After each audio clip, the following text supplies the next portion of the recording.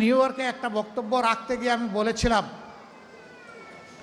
জামাতে ইসলামী যদি দেশ পরিচালনার সুযোগ পায়, কর্মজীবী মহিলাদের কর্মঘণ্টা 3 ঘন্টা কমিয়ে 5 ঘন্টা করা হবে। আরে যাই বলছি, বাংলাদেশের বঙ্গোপসাগরে জোয়ার শুরু হয়ে গেছে, চতুর্দিকে সমালোচনার ঝড়। হায় হায়, কি বলল জামাতের আমির সাহেব, এখন তো আর মহিলারা কোনো কাজই পাবে না। যারা বিভিন্ন কাজে নিয়োগ করবে তারা বলবে, বাবা আমার এই 5 ঘন্টা দিয়ে 8 ঘন্টার বেতন দিয়ে আমার তো পোষাবে না, আমার দরকার নাই মহিলা কর্মজীবী, মহিলা কর্মকর্তা আমার প্রয়োজন নেই। কারণ মালিক টাকা খাবে কেন? আরেক দল বলতেছে, যাও মহিলারা একটু রুজি রোজগার করতো, রাস্তাটা দিলেন আপনি বন্ধ করে।